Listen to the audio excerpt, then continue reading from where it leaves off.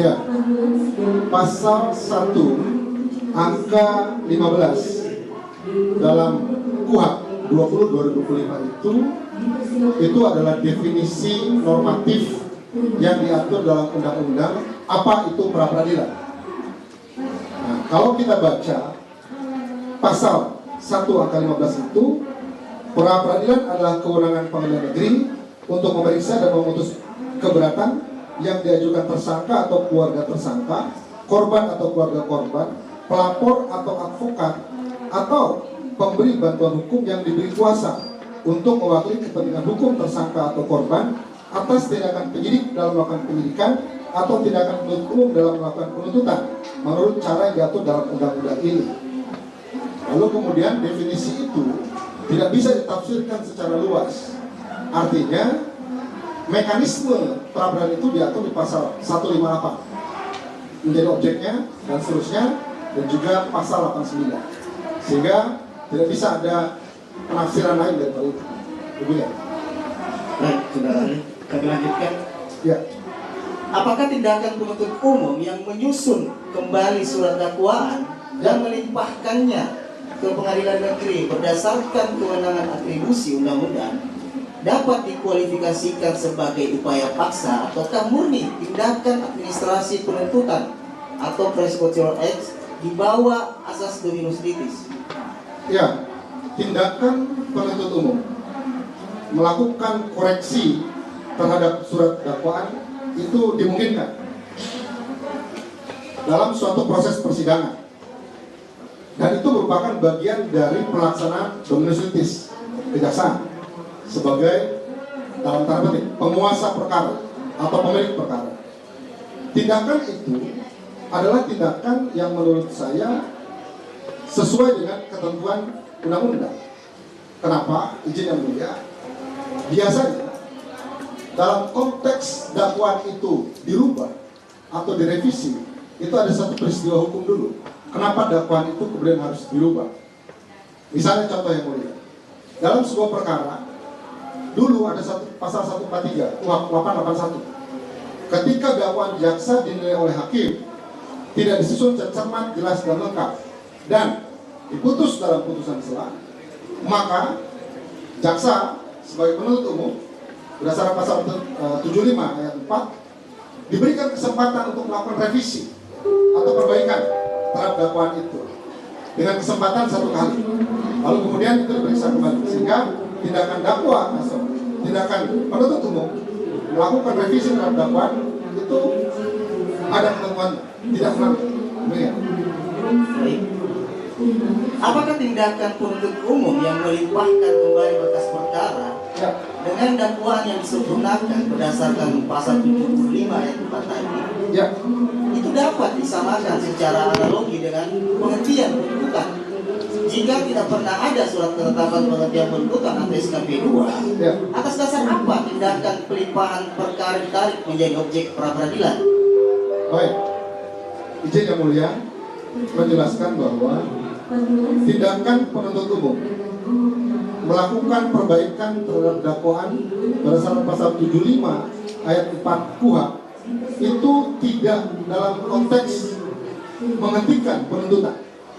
Saya tegaskan, tidak dalam konteks menghentikan penuntutan, tetapi diberi kesempatan kepada penuntut umum 1 kali untuk melakukan perbaikan karena dinilai dakwaan jaksa cacat formil atau disusun secara tidak cermat, jelas dan lengkap, sehingga diberi kesempatan itu, sehingga pada saat itu kedudukan subjek yang diperiksa tetap berkedudukan sebagai terdakwa, tidak mundur perkaranya menjadi tersangka.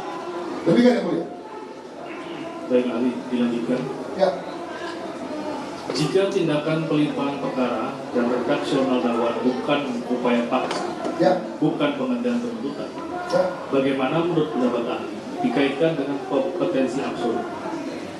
Ya, izin yang mulia, pra-peradilan itu secara absolut objeknya diatur di pasal 158.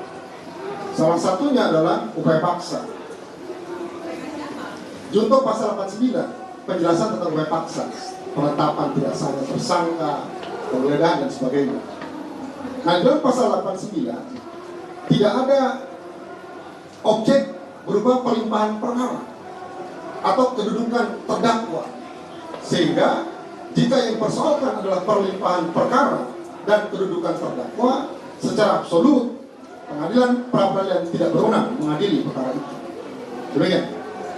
Baik, ahli. Faktanya, penuntut umum telah melimpahkan berkas perkara dan dakwaan yang diperbaiki ke Pengadilan Jakarta Timur. Pada tanggal 27 Juli 2026. Dan nomor register persidangan pokok telah terbit. Sementara itu, pemohon baru mendaftarkan pra-peradilan di PN Jakarta Selatan pada tanggal 3 Agustus 2026 atau setelahnya. Pertanyaannya, apakah Pengadilan Negeri Jakarta Selatan masih memiliki yurisdiksi dan objek sengketa untuk mengadili perkara itu? Baik, saya tidak masuk dalam konteks faktanya, tapi saya coba menganalisa dari segi hal-hal formil atau normatifnya yang mulia. Jika perkara tersebut sudah disidangkan, pelimpahan yang sudah diberikan kepada Pengadilan Negeri Jakarta Timur, kemudian ada pra-peradilan yang berkaitan dengan itu diajukan setelah pelimpahan perkara itu. Ini agak doktrinal yang mulia. Sebetulnya kalau KUHP lama pasal 92 kalau tidak salah yang mulia, tegas menyatakan bahwa pemeriksaan perkara yang dimulai oleh pengadilan itu menghapus hak tersangka mengajukan pra-peradilan. Di KUHP yang baru ada pasal 163. Dibalik kalimatnya, jika ada pra-peradilan, maka perkara tidak boleh dilimpahkan. Tapi tafsiran itu sebetulnya tidak beda, hanya saja ditariknya agak ke belakang. Kalau yang 2025, artinya pra-peradilan boleh dilakukan pada saat perkara itu belum dilimpahkan ke pengadilan atau belum diperiksa oleh pengadilan yang berwenang mengadilinya.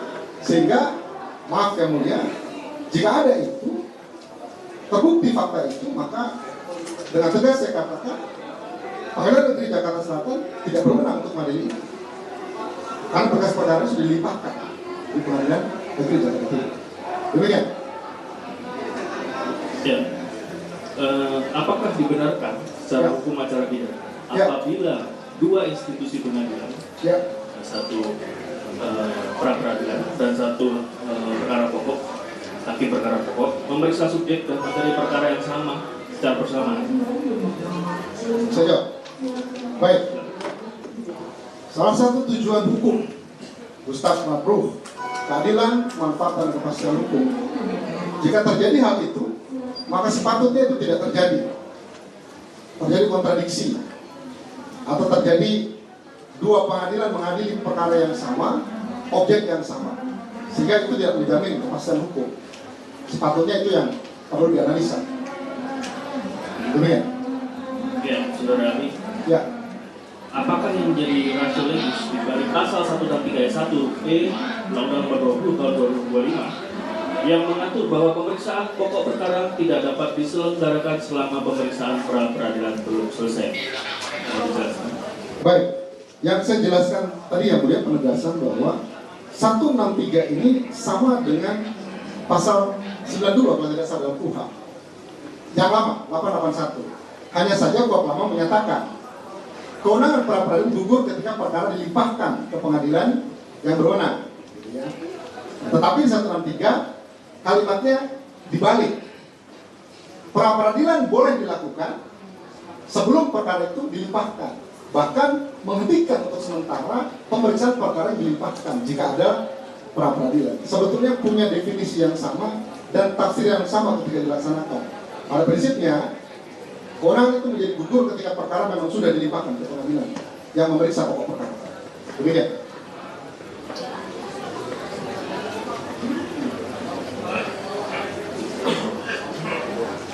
Jika pasal tersebut tadi ditafsirkan dapat berlaku surut dan memberi hak tanpa batas bagi terdakwa untuk mendaftarkan pra-peradilan baru pasca pelimpahan berkas, apakah penafsiran tersebut tidak membuka celah terjadinya penyalahgunaan hak acara untuk melumpuhkan jalannya peradilan pidana material.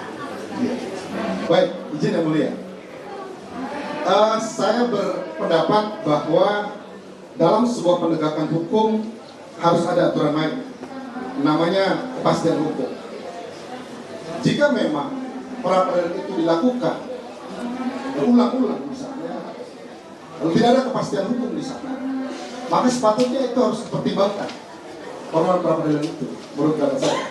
Kenapa? Karena yang tadi, jangan sampai hal ini digunakan untuk bertingkat buruk seseorang untuk melakukan gugatannya atau mensiasati undang-undang untuk hanya untuk kepentingan pribadinya, misalnya. Itu tidak boleh. Nah, dalam prinsip Anglo-Saxon itu ada istilah vexatious litigation. Gugatan itu tidak boleh diajukan dengan tingkat buruk, atau tuntutannya tidak boleh diajukan dengan tingkat buruk. Demikian. Baik, mohon izin melanjutkan ya mulia. Ya. Ahli ya, apabila dalam suatu permohonan pra-peradilan, Ya. pemohon di satu sisi mendalilkan status tersangka dan terdakwanya telah gugur demi hukum Ya. akibat putusan selah.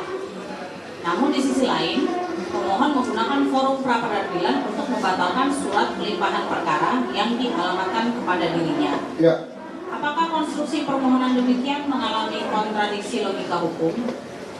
Kemudian, bagaimana implikasi hukum atas kontradiksi logika hukum tersebut? Ya. Izin yang mulia menjelaskan bahwa satu sisi ada putusan pengadilan yang kemudian menyatakan, misalnya yang tadi saudara katakan, bahwa ada konsekuensi terhadap status sebagai terdakwa. Kalau dia putusan itu muncul sebelum diperiksanya pokok perkara atau dalam putusan selah, maka izin yang mulia, saya berpendapat bahwa belum diperiksa pokok perkara itu, sehingga status subjek hukum itu tetap dia sebagai terdakwa. Hanya perkara itu diberikan kesempatan ke penuntut umum untuk melakukan perbaikan, pasal 75 ayat 4, satu kali kesempatan itu. Apakah kemudian menggugurkan terdakwa dan tersangkanya? Tidak, karena masih ada kesempatan dilakukan oleh hakim di pengadilan yang memeriksa subjek yang pertama. Lalu kemudian penuntut umum melakukan perbaikan itu. Nah, mekanismenya itu bukan melalui pra-peradilan sebetulnya, tetapi melalui eksepsi di dalam perkara pokoknya. Sehingga menurut saya, jika itu terjadi, jelas itu merupakan kontradiksi dan tidak ada kepastian hukum untuk itu.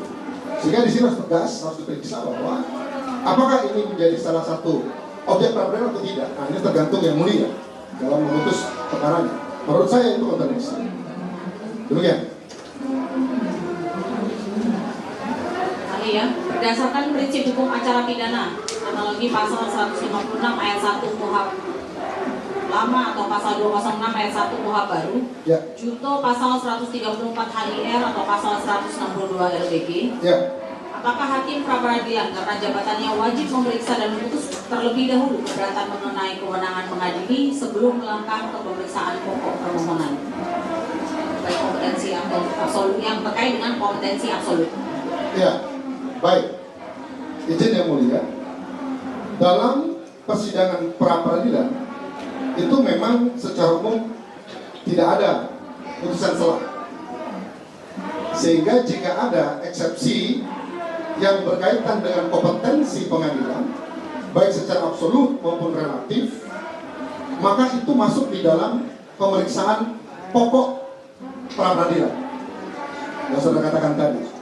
Jika memang yang dipersoalkan misalnya ada pasal 206 kaitan dengan masalah kompetensi misalnya tentang pengadilan, maka harus dianalisa, hakim melakukan analisa bahwa apakah berdasarkan argumentasi hukum yang disampaikan oleh termohon atau maupun pemohon atau penggugat maupun tergugat itu masuk di dalam kompetensinya secara absolut. Misalnya yang saudara katakan tadi, apakah pengadilan dapat punya kewenangan pra-peradilan untuk memeriksa pokok perkara? Tidak punya kewenangan kalau memeriksa pokok perkara. Tetapi yang menjadi objeknya kalau 206, izin saya bacakan yang mulia. 206 ini bunyinya begini. Ayat 1. Dalam hal terdakwa atau advokat mengajukan perlawanan bahwa pengadilan tidak berwenang mengadili perkaranya atau dakwaan tidak dapat diterima atau dakwaan harus dibatalkan setelah diberi kesempatan kepada penuntut umum untuk menyatakan pendapatnya, hakim mempertimbangkan perlawanan tersebut untuk selanjutnya mengambil keputusan. Artinya yang mulia, 206 ini mengatur tentang perlawanan. Perlawanan tentang apa? Yaitu berkaitan dengan pengadilan tidak berwenang mengadili perkara, satu, atau yang kedua, dakwaan tidak dapat diterima. Lalu yang ketiga, surat dakwaan harus dibatalkan. Nah, konteks ini beda dengan dakwaan yang batal demi hukum. Sehingga kalau saudara menggunakan 206, perlawanan itu hanya berkaitan dengan kompetensi pengadilan, atau dakwaan tidak dapat diterima, atau dakwaan harus dibatalkan. Sedangkan jika ada argumentasi yang tadi secara formil ada di dakwaan batal demi hukum, itu di pasal 75 ada 4. Itu mekanismenya. Sehingga menurut saya sah-sah saja hakim pra-peradilan memutus perkara menganalisa tentang kompetensi pengadilan berdasarkan 205. Demikian. Dilanjutkan ahli. Ya.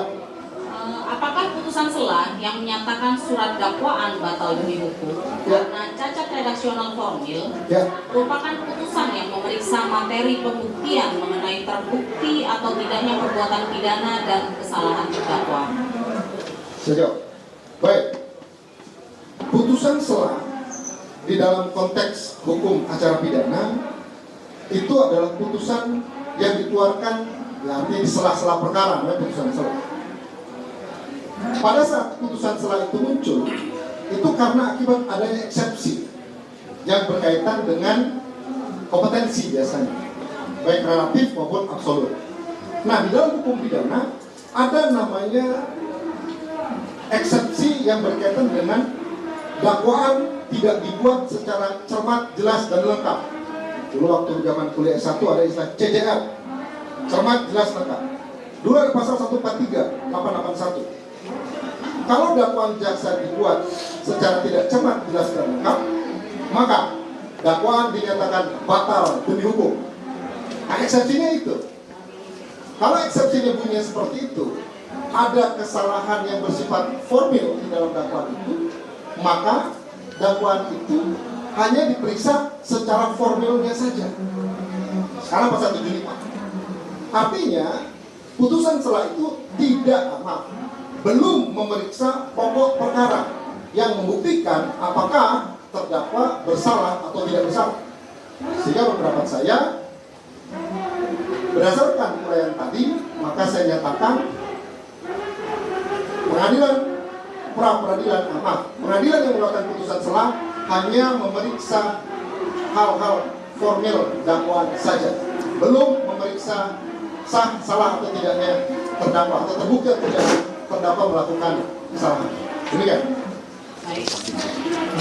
Ahli ya, terhadap putusan sela yang menyatakan surat dakwaan batal demi hukum karena alasan formalitas redaksional. Apakah memiliki daya luluh retroaktif yang membatalkan surat P21, surat penetapan tersangka, dan berita acara pemeriksaan yang telah sah diterbitkan pada tahap penyidikan? Baik. Putusan sela yang menyatakan bahwa dakwaan penuntut umum batal demi hukum, saya akan jawab secara normatif.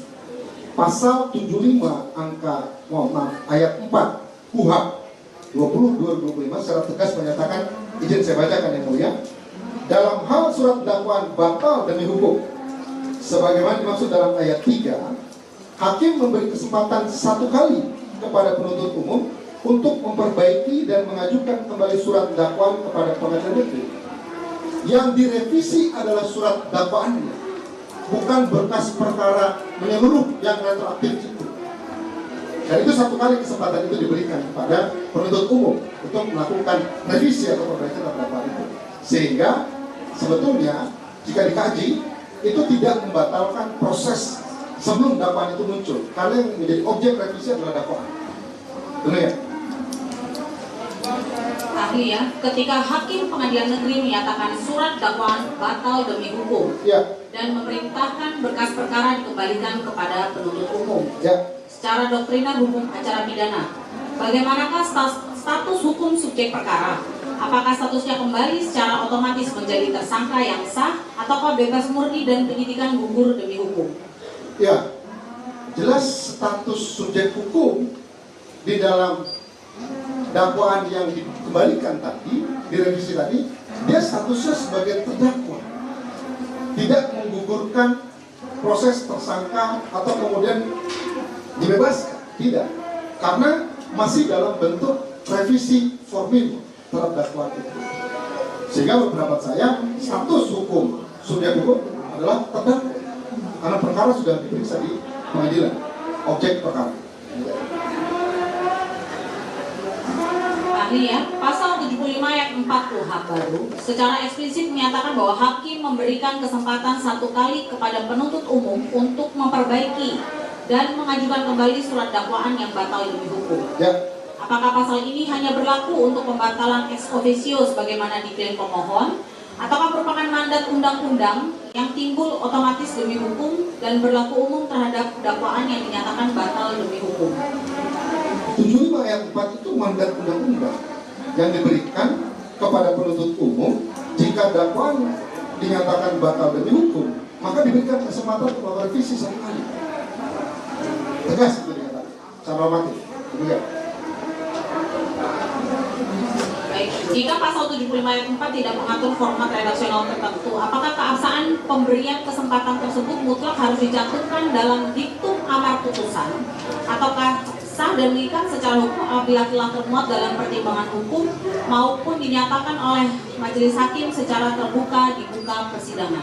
Ya, jika pernyataan bahwa dakwaan penuntut umum batal demi hukum ada dalam putusan hakim, dalam konsiderans maupun amarnya, walaupun dalam amarnya tidak ada memerintahkan penuntut umum untuk melakukan perbaikan, mengajukan penuntut 1 kali, tidak harus begitu. Kalau putusan hukum yang menyatakan redaksionalnya adalah menyatakan dakwaan penuntut umum batal demi hukum, maka otomatis yang dilakukan adalah pasal 75 ayat 4 untuk dilakukan oleh penuntut umum melakukan perbaikan seperti itu. Demikian. Artinya tanpa disampaikan pun di dalam diktum amar putusan itu berlaku karena itu sebagai mandat undang-undang. Ya, betul. Tegas. Izin yang mulia, kami pernah diputar videonya. Ahli tidak dalam kapasitas menilai bukti. Pertanyaan lain kalau masih ada.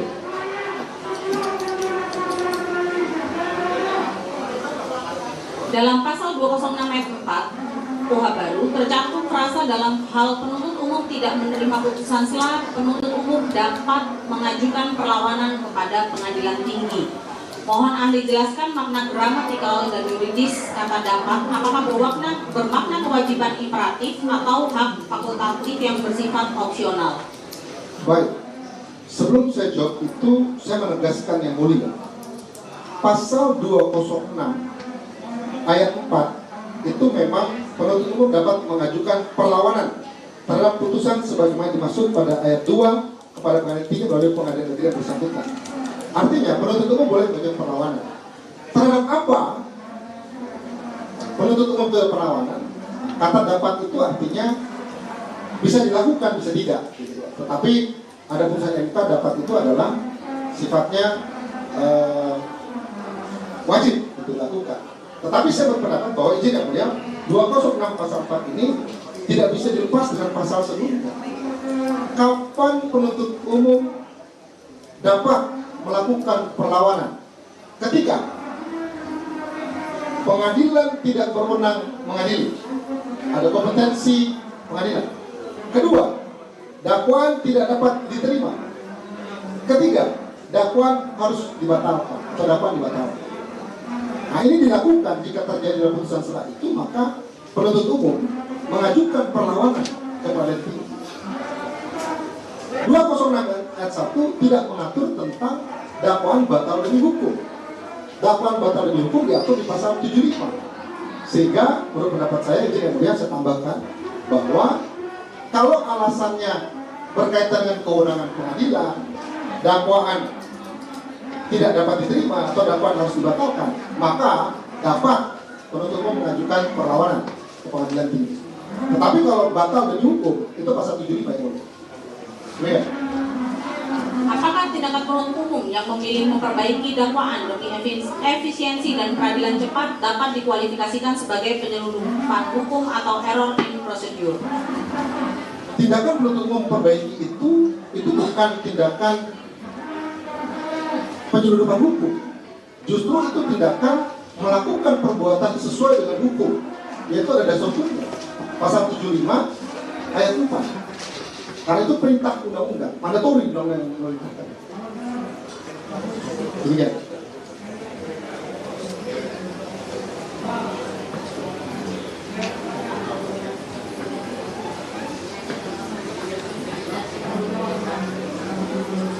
Berdasarkan pasal 75 ayat 5 Undang-Undang Nomor 20 Tahun 2025, apabila terdakwa atau penasihat hukumnya atau advokat berkeberatan terhadap surat dakwaan hasil perbaikan yang diajukan kembali oleh penuntut umum, Undang-undang secara imperatif menentukan bahwa keberatan tersebut diperiksa bersama-sama dalam pemeriksaan pokok perkara di manakah forum peradilan yang sah dan tepat menurut hukum acara bagi pemohon untuk mendalilkan keberatan atas ketidakcermatan atau cacatnya isi surat dakwaan baru yang dilimpahkan oleh penuntut umum, apakah di pra-peradilan ataukah melalui nota keberatan atau eksepsi di depan majelis hakim pemeriksaan pokok perkara.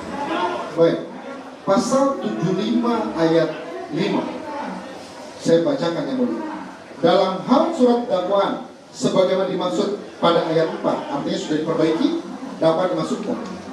Masih diajukan keberatan oleh terdakwa atau advokatnya, hakim memeriksa dan memutus keberatan tersebut bersama dengan pokok perkara dalam putusan akhir. Dalam ketentuan pasal 75 ayat 5 ini bukan kewenangan pra-peradilan.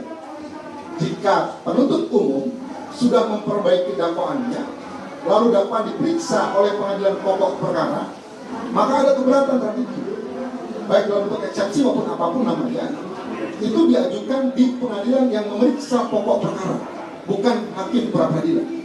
Demikian boleh.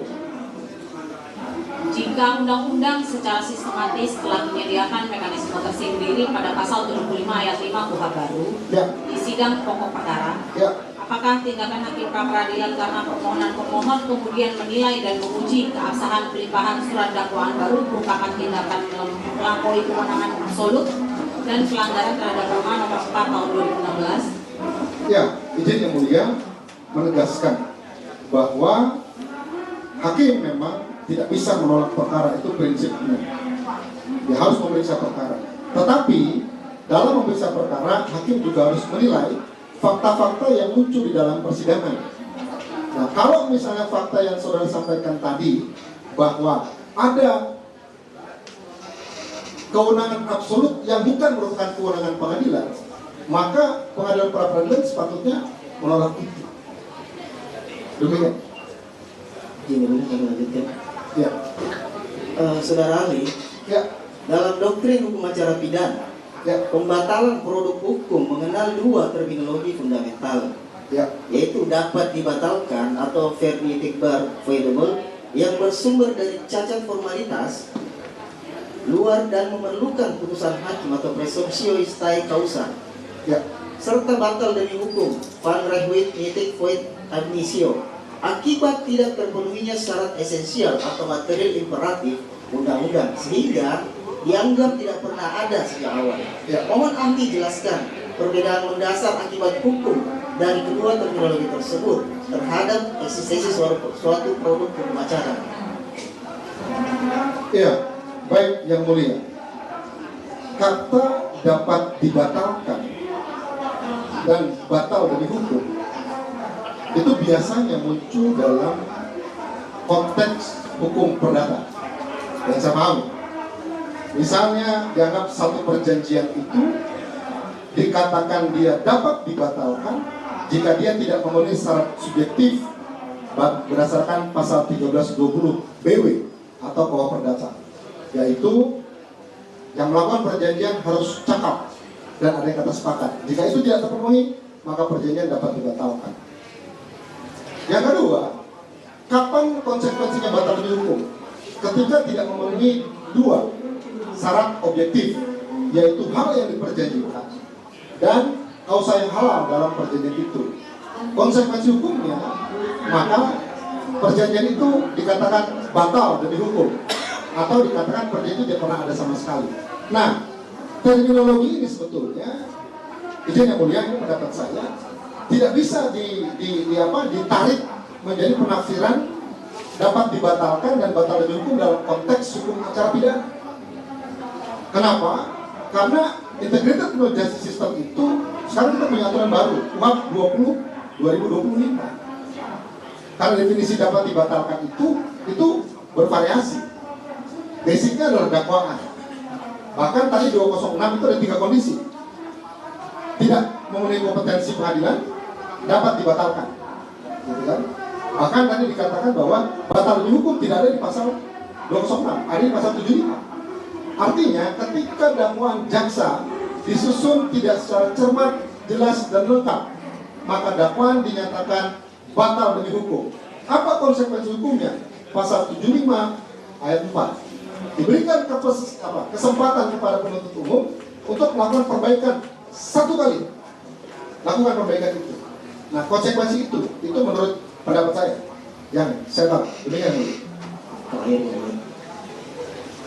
Saudara ahli, Ya. dalam doktrin just made law, penemuan hukum atau res finding oleh hakim hanya dibenarkan apabila terjadi kekosongan hukum atau res vacuum atau norma yang ada kabur atau antinomi de droit.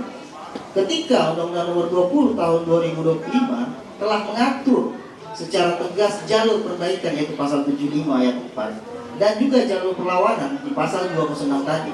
Ya. Apakah tindakan hakim yang perluas objek peradilan untuk menguji pelimpahan dakwaan baru itu dapat dibenarkan atau berkualifikasi sebagai ultra vires? Ya, baik yang mulia. Dalam konteks ini saya akan memberikan pendapat saya secara umum saja. Jika terjadi suatu peristiwa hukum yang berkaitan dengan adanya putusan hukum yang seperti saudara katakan tadi, hakim memang memiliki kewenangan labons de la loi, mulut undang-undang, atau hakim harus melakukan re-finding, menemukan hukum ketika memang terjadi kevakuman hukum, belum ada aturan yang mengaturnya misalnya, sehingga ada doktrin bahwa hakim tidak boleh menolak perkara.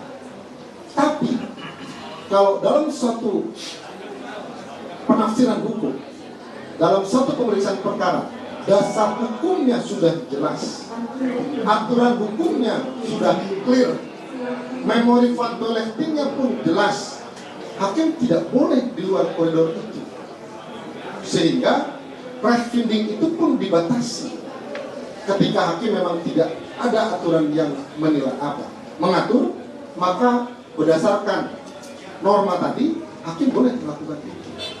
Sehingga menurut pendapat saya, menegaskan yang mulia, sebebas-bebasnya yang mulia majelis hakim menilai perkara, dia dibatasi oleh undang-undang, labons de la loi, mulut undang-undang. Demikian. Kuasa pemohon silakan, waktunya dibagi dengan teman-temannya. Tidak ada pertanyaan mengulang, silakan. Ya.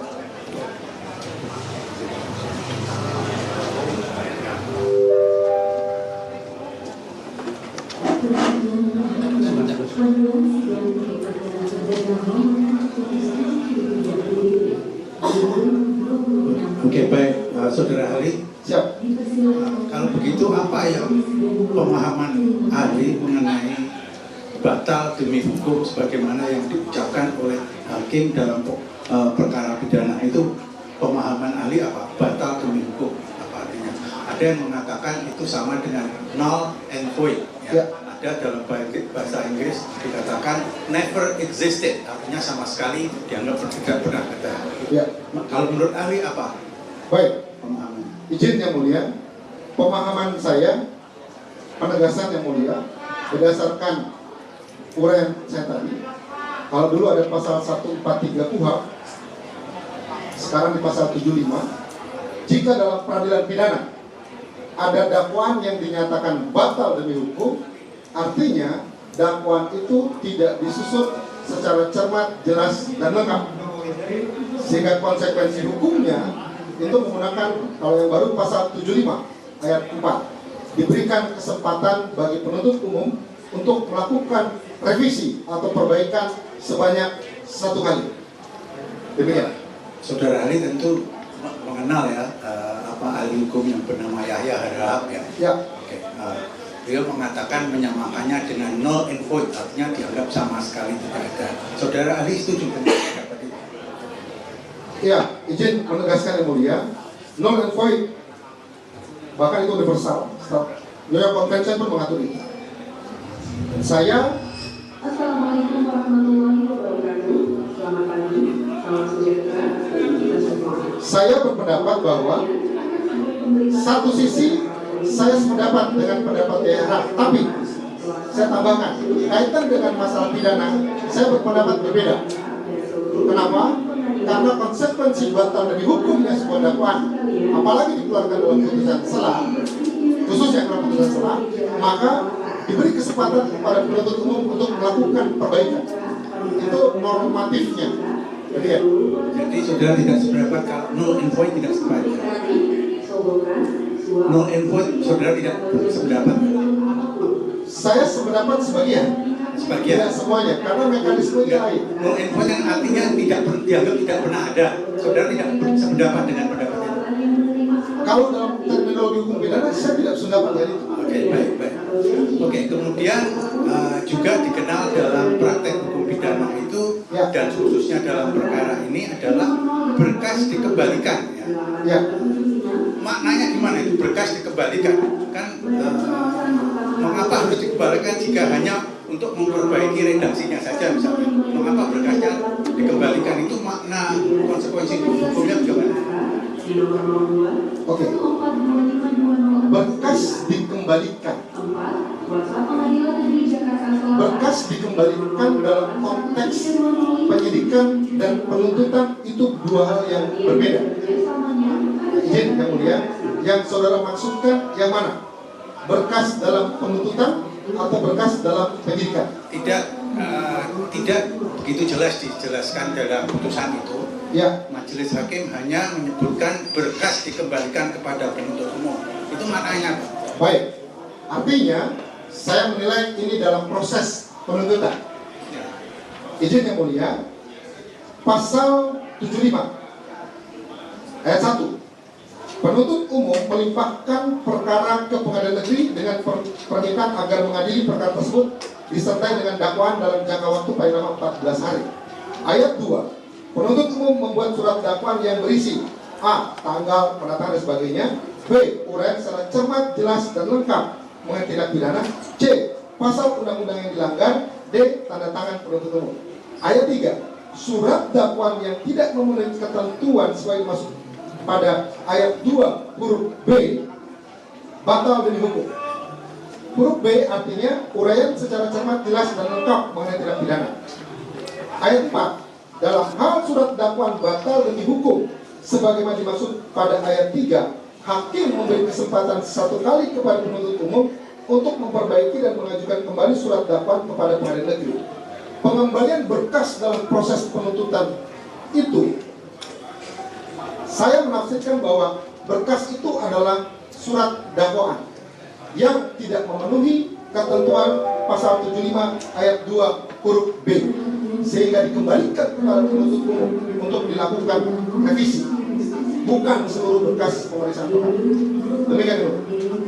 Surat dakwaan dinyatakan batal demi hukum itu pada poin yang berbeda.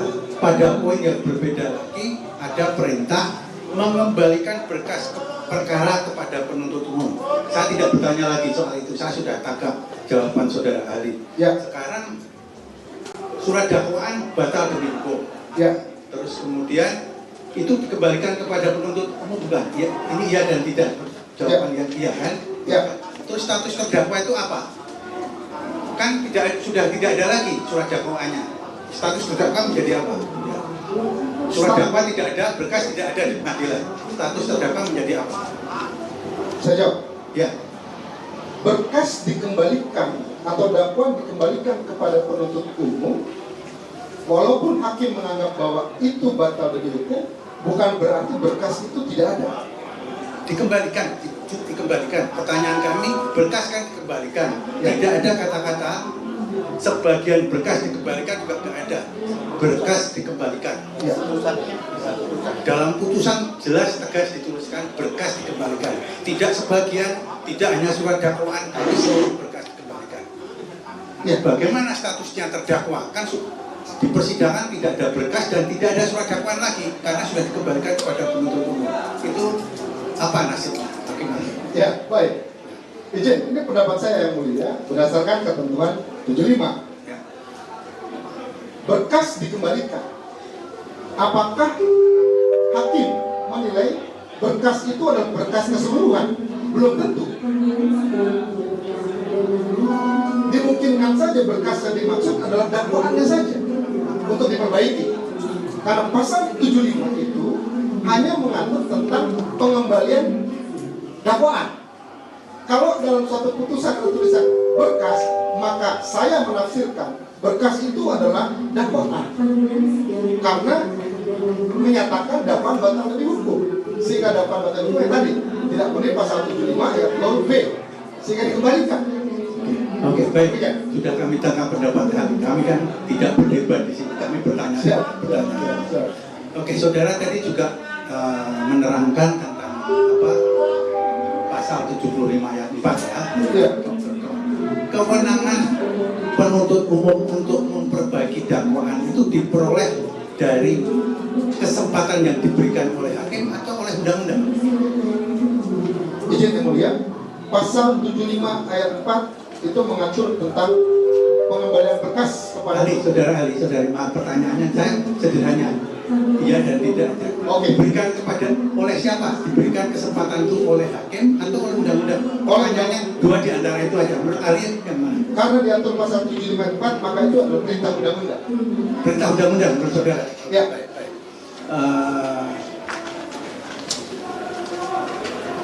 Saudara mengenal dogma tentang judicial scrutiny, mengenal nggak? Dalam KUHP yang baru itu semangatnya adalah apa yang disebut judicial scrutiny.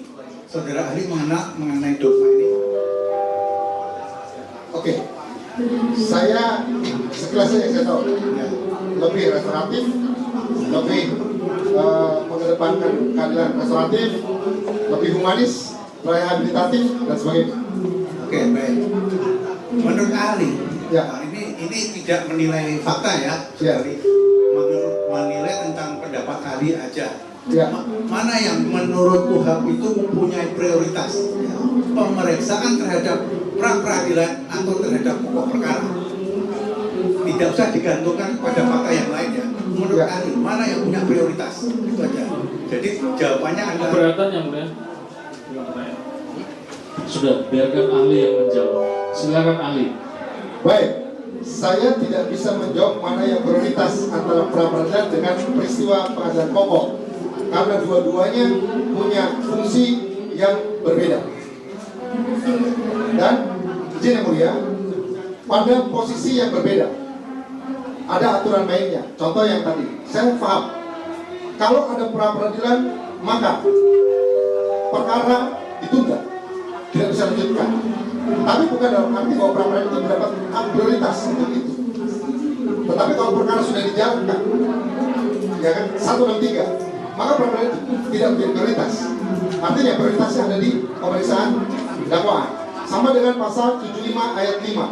Kalau penuntut umum sudah memperbaiki, dakwaan sudah masuk, kesempatan untuk melakukan eksepsi terhadap dakwaan itu bukan prioritas pra-peradilan, tapi prioritas yang ada di peradilan pokok. Demikian. Saya lanjutkan yang mulia. Saudara Ya. ahli apa sempat membaca lengkap putusan sela dan kedua surat dakwaan. Ya. Batal dihukum dalam putusan sela tersebut. Apakah berarti dakwaan tidak dapat lagi menjadi dasar pemeriksaan? Benar. batal demi hukum dakwaan tersebut. Apakah berarti tidak dapat lagi menjadi dasar pemeriksaan? Benar demikian? Ya, izin yang mulia. Karena dakwaan tersebut dinyatakan batal demi hukum, maka dakwaan itu tidak bisa dijadikan dasar untuk melanjutkan perkara itu. Oleh karenanya hakim memberikan kesempatan untuk melakukan revisi 1 kali. Itu pendapat saya. Baik. Tahukah saudara bahwa pasal 75 ayat 4 yang saudara sebut beberapa kali tadi itu Ya, berkaitan erat dengan putusan MK nomor 28 tahun 2022 19 Oktober 2022? Tahu tidak? Saudara ahli. oke. Di-remind saja, Pak. Apakah saudara tahu bahwa pasal 75 ayat 4 KUHP yang baru itu Ya. berkaitan erat dengan putusan MK nomor 28 tahun 2022 19 Oktober 2022? Tahu atau tidak? Kalau tidak, ya jangan dipaksakan. Saya belum tahu. Tidak tahu. Ya, baik. Yang berikutnya, pasal 75 ayat 4 itu mengatur perbaikan dakwaan atau penuntutan baru. Saya jawab. Baik, 75 ayat 4 itu adalah dakwaan, perbaikan dakwaan. Perbaikan dakwaan. Ya, Bolehkah perbaikan dakwaan memuat fakta yang tidak berasal dari hasil penyidikan? saya jawab. Ya, kalau saya sudah berhenti, lebih baik langsung dijawab saja. Baik, dakwaan harus menguraikan fakta-fakta berdasarkan penyidikan, karena itu tidak mengulang dari awal, hanya memperbaiki hal-hal yang bersifat formil saja. Baik, jika hanya perbaikan, Ya, ya, apakah lantas perlu diterbitkan oleh penuntut umum nomor PDM dan nomor perkara baru? perbaikan surat dakwaan itu harus ada nomor baru untuk membedakan mana yang lama, mana yang baru. Demikian. Tadi kan saudara menjelaskan atas pertanyaan rekan saya Ya, bahwa itu hanya perbaikan saja dan berkas itu sebetulnya masih dianggap ada. ya. Kalau demikian kenapa dibuat baru? Kalau dibuat baru kan berarti ada dua berarti sekarang. Berarti ada dua berkas dong. Saya berpendapat bahwa perbaikan terhadap dakwaan tersebut harus ada administratifnya. Dia bukan dalam konteks dengan adanya nomor baru kemudian meniadakan yang lama. Justru ini sambungan. Akan salah dia kalau penuntut umum masih menggunakan administratif nomor yang lama dengan dakwaan baru. Administratifnya pasti baru, Pak. Baik, jadi dengan adanya nomor PDM baru berarti ini suatu penuntutan baru gitu ya? Saya tidak bilang itu. Ya saya tanya sekarang. Ya, artinya Apa? Izin yang mulia. Saya membedakan antara dakwaan dengan tuntutan karena dua hal yang berbeda. Dakwaan adalah dasar pemeriksaan perkara, sedangkan penuntutan itu requisito. Setelah diperiksanya bukti-bukti, alat bukti, baru penuntut umum mengeluarkan requisito, namanya tuntutan. Mengapa Andi enggak menjawab pertanyaan saya yang sederhana bahwa nomor PDM yang baru itu berarti suatu penuntutan baru? Izin yang mulia, saya katakan itu bukan bicara tentang hal yang material. Tidak adanya dakwaan, itu administratif sifatnya. Saya keberatan dipotong yang mulia. Saya keberatan yang Saya keberatan dipotong yang mulia. Sudah diam Kami semuanya. diajak berdebat. Sudah. Awal sudah saya katakan tidak ada perdebatan dalam persidangan ini. Biarkan Terima ahli kasih. ini biarkan saya belum selesai. Biarkan ahli ini menjawab. Apa jawaban ahli itu adalah pendapat beliau ini.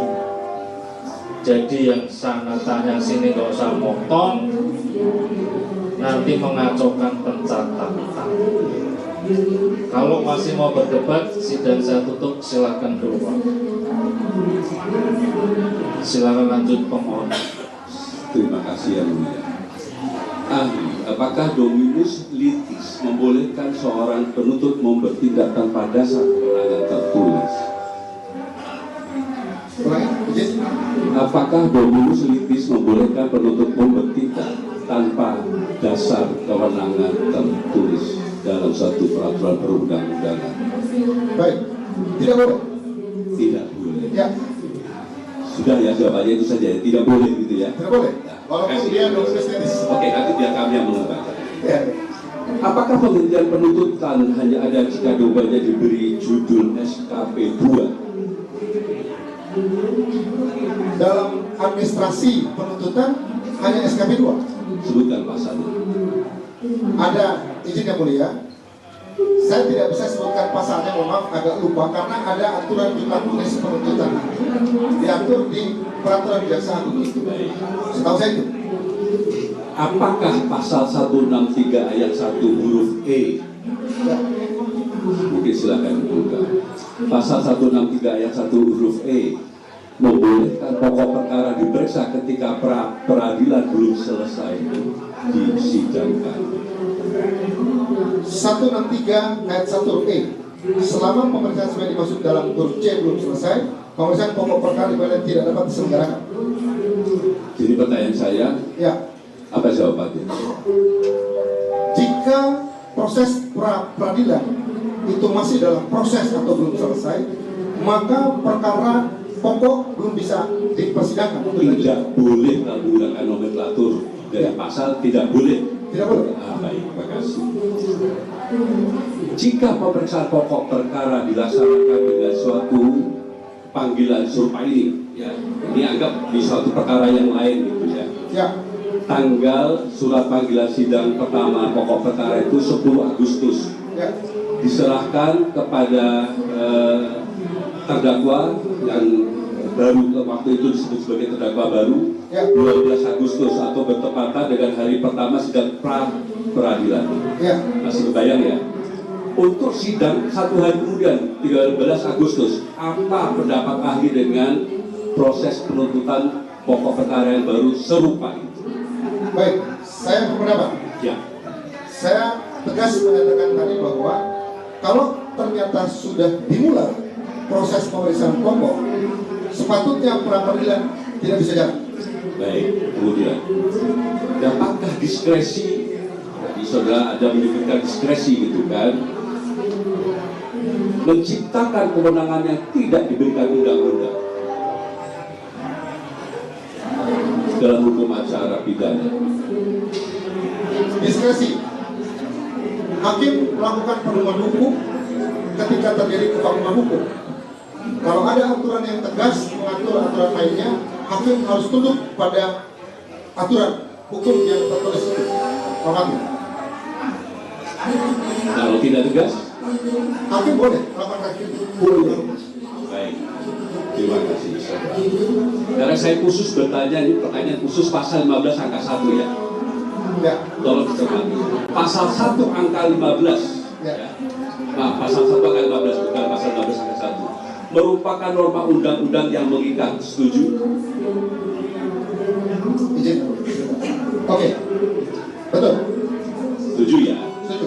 Apakah pasal 158 ada menyebut kata hanya atau terbatas? Misalnya begini, pengadilan negeri berwenang untuk memeriksakan dan memutus sesuai dengan ketentuan dalam undang-undang ini hanya mengenai atau terbatas mengenai. Apakah ada kata hanya atau terbatas seperti itu? Ada tidak dalam pasal 158? 158 tidak ada tulis itu. Tidak ada. Baik, 3 ya. Ya, Kalau tadi saudara setuju bahwa pasal 1 angka 15 merupakan undang-undang yang mengikat, ya. lantas di mana frasa yang melarang penggunaan pasal 1 angka 15 untuk dijadikan acuan dalam pra-peradilan? Tidak. Tidak ada. Terima kasih. Ya. Apakah pasal 158 menghapus dan mengecualikan pasal 1 angka 15 untuk dijadikan dasar? Kalau saudara Adi tadi mengatakan tidak ada. Justru pasal 1 angka 15 itu definisi pra-peradilan. Aturan mainnya di pasal 158 dan 89. Dan kalau kita bermain di pasal 1 angka 15, apakah itu salah seperti yang tadi saya tanyakan di awal? Kalau bermain, jika dilakukan, bukan bermain, dilakukan berdasarkan pasal 1 angka 15, dan pasal 1 angka 15 itu tidak bertentangan dengan 158. Baik. Itu pasal 89. Baik. Jadi tidak bertentangan ya. Ya. Kemudian, bukankah kedua pasal tersebut, pasal 1 angka 15, pasal 158, Ya. itu wajib dibaca secara sistematis, itu juga Andi seperti itu? Ya, betul. Baik, terima kasih. Terakhir nih dari saya. Ya. Apakah fungsi frasa keberatan terhadap tindakan penuntut umum dalam proses penuntutan dalam pasal 1 angka 15 itu maknanya Baik. atau fungsinya? Pasal 1 angka 15 ada kalimat terakhir selain dari tindakan penyidikan atau tindakan penuntut umum dalam melakukan penuntutan menurut cara yang diatur dalam undang-undang ini. Bukan, yang frasa ini, Abi. Frasa keberatan terhadap tindakan penuntut umum dalam proses penuntutan. Atasnya lagi. Oke, saya baca dari awal.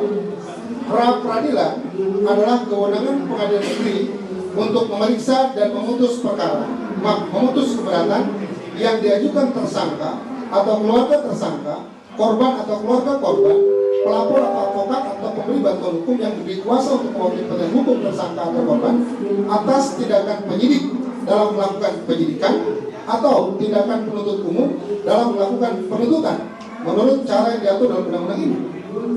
Jangan. Apa fungsi terhadap tindakan penuntut umum dalam proses penuntutan ini dalam frasa tersebut? Baik. Menurut pendapat saya, tindakan penuntut umum yang menjadi objek pra peradilan di pasal 158 adalah hal yang berkaitan dengan dikeluarkannya surat perintah penghentian penuntutan yang merupakan itu bagian dari objek pra peradilan. Tidak ada yang lain. Kalau saudara berpegang pada kata-kata tersebut, Ya, apakah pendapat saudara itu sesuai dengan definisi tentang penuntutan pada pasal 1 juga? ya. Saudara bisa baca di pasal 1 angka 11 atau 12 tentang pengertian penuntutan. Sesuai gak yang saudara katakan dengan makna yang ada pada kata penuntutan? Definisi penuntutan.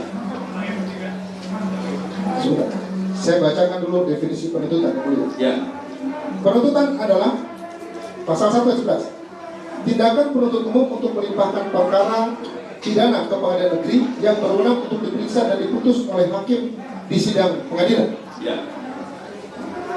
Menurut pendapat saya, tindakan penuntut umum itu bukan hanya pasal 1 angka 11. Pasal 111 itu melimpahkan perkara. Salah satu itu. Bahkan membuat dakwaan, membacakan rekuisitor, itu merupakan tindakan penuntutan. Sehingga menurut pendapat saya, kaitan dengan pasal 1 angka 15, kaitan tindakan penuntut umum yang menjadi objek pra peradilan hanya sebatas dikeluarkannya surat perintah penghentian penuntutan. Itu pendapat saya. Iya. Pertanyaan saya itu kan sederhana. Pendapat ahli yang barusan saudara Adi keluarkan, Ya, dikaitkan dengan pasal 1 angka 11 tentang definisi penuntutan, ya. apakah masih sinkron? Padahal di sini kan penuntutan adalah tindakan penuntut umum untuk melimpahkan perkara pidana. Saya tegaskan kembali yang mulia. Penuntut umum memang definisi pasal 1 angka 11 seperti itu. Tetapi izin yang mulia, saya tegaskan tadi bukan hanya itu. Bukan hanya itu, di mana pada pasal 11, pada pasal 1 angka 11 ini boleh ditunjukkan, mungkin bisa dijelaskan. Baik, izin yang mulia, saya gambarkan misalnya begini.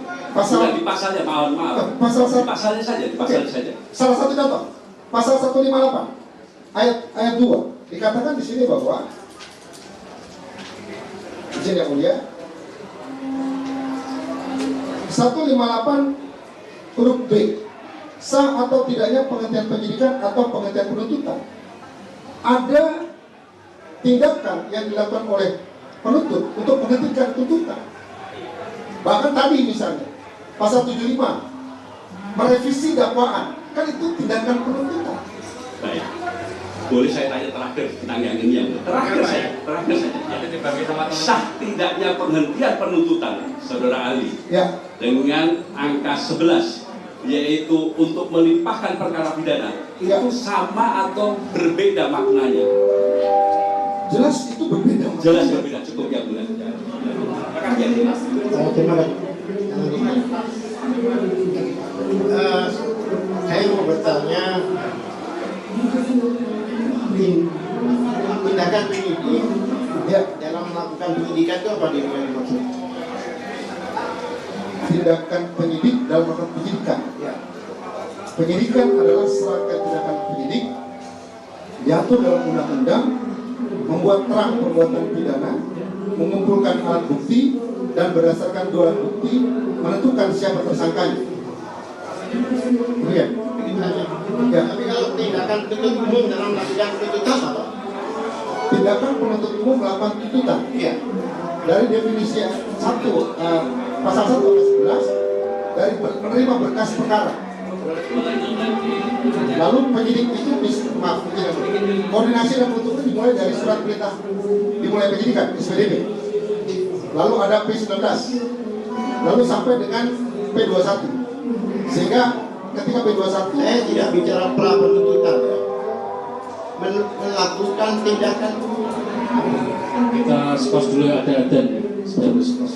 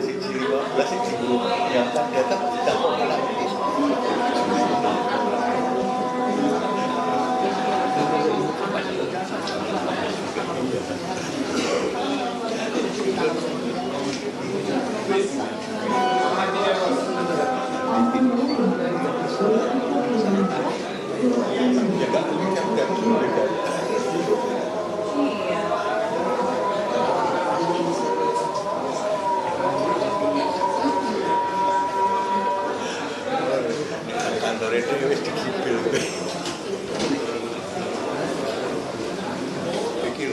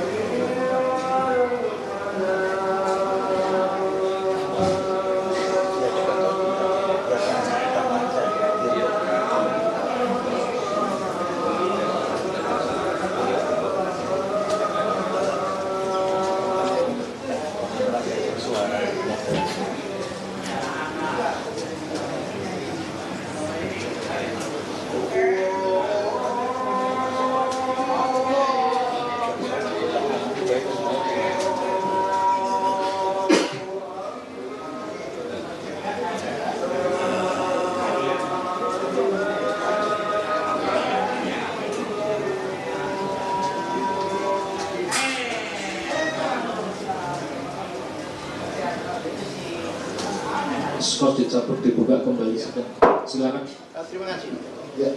Tadi Anda definisikan tindakan penyidik dalam melakukan penyidikan. Sekarang tindakan penuntut umum dalam melakukan penuntutan. Anda katakan tadi itu pra penuntutan. Saya jawab. Ya. Baik. Izin yang mulia. Tindakan oleh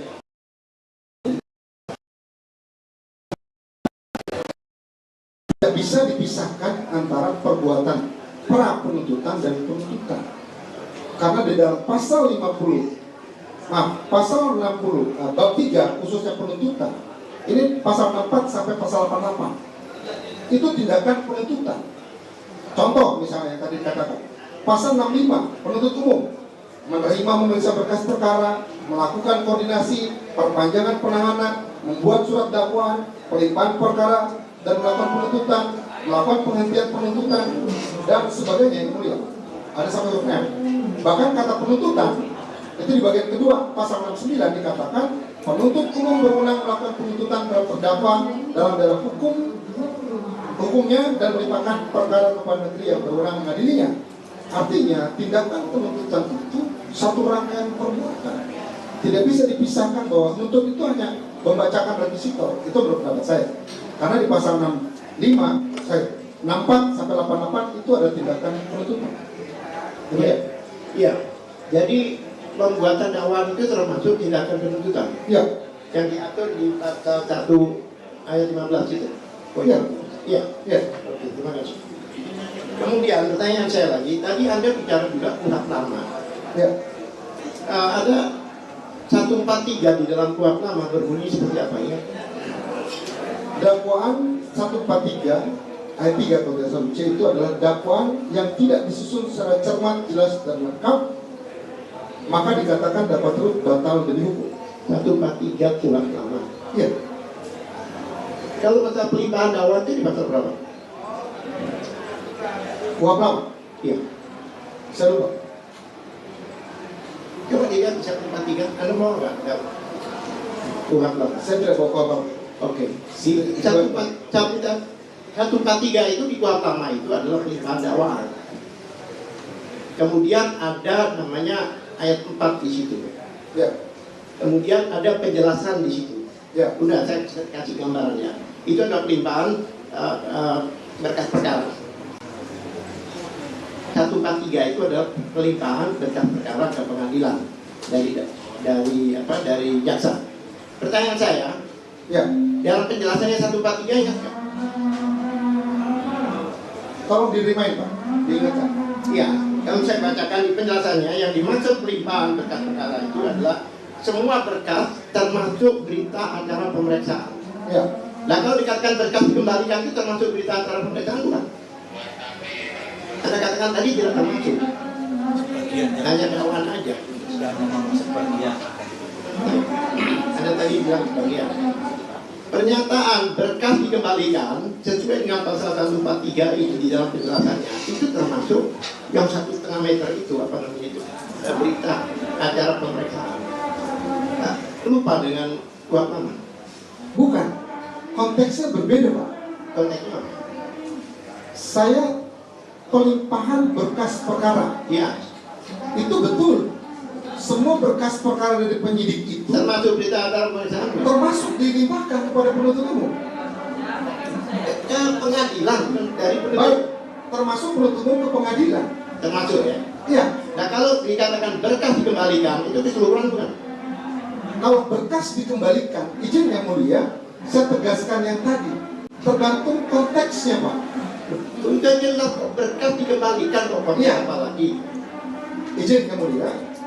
Saya tidak mau berdebat di soal itu karena sudah kami tidak berdebat, kami berbicara pasal. Pemohon disampaikan sudah dijawab, lanjut pertanyaan yang lain. Baiklah, Anda tadi katakan ya, tidak bisa ditafsirkan secara luas. Ya. Itu apa maksudnya? Emang ada penafsiran secara luas, ada penafsiran secara sempit? Saya jawab. Ya. Baik. Hakim dalam melakukan penemuan hukum pun tidak bebas, tetapi dibatasi oleh kaidah-kaidah hukum. Ada aturan hukum. Salah satu yang normatif adalah undang-undang. Kalau undang-undang secara gramatikal sudah menafsirkan satu peristiwa hukum, satu kejadian, hakim tidak boleh di luar konteks itu. Itu artinya masuk hakim.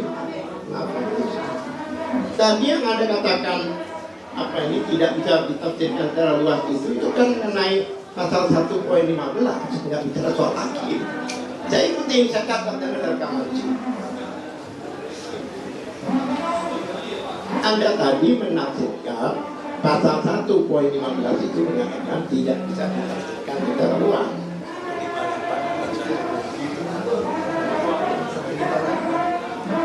Ya udah, saya lain aja. Pertanyaan saya berikutnya, Anda tadi sudah dikatakan mandat itu di pasal 75 ayat 4 itu adalah mandat itu diberikan pada penuntut umum. Ya. Di mana ayat berapa yang menyatakan demikian? Bapak minta saya untuk cari kata mandat di undang-undang. Anda itu ahli yang menyatakan demikian. Bukan, izin yang mulia. Ahli tadi menyatakan Saya katakan bahwa pasal 75 ayat 4 itu adalah mandat yang diberikan pada penuntut umum. Saya tidak menemukan ayat itu. Dan kalau boleh saya bacakan. Saya jawab. Izin yang mulia. Pasal 75 ayat 4 itu mengatur tentang penuntut umum diberi kesempatan satu kali untuk melakukan perbaikan terhadap dakwaan yang dinyatakan batal demi hukum. Itu adalah mandat undang-undang. Kalau saya disuruh cari kata mandat di dalam undang-undang, dia tidak ada. Ini bukan perkaliannya yang dibicarakan, yaitu perbaikannya. Anda katakan tadi perbaikannya itu adalah mandat diberikan pada penuntut umum. Saya cari-cari nggak ada di sini gitu. Barangkali ada bisa tunjukkan. Ya, oke. Ya. Sekarang saya bacakan. Ya. Saya bacakan. Ya.